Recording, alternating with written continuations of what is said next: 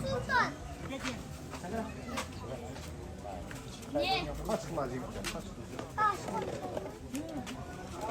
Ana. Peki. Ne şans?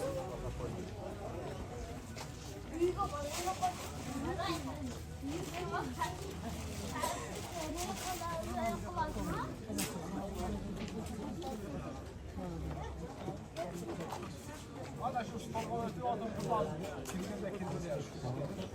Yok.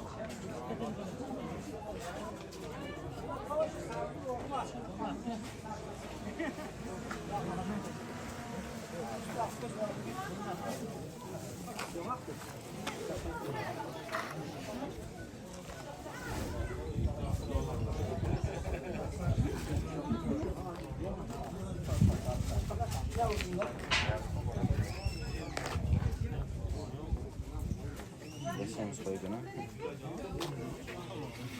Yaşamış koydun bunu.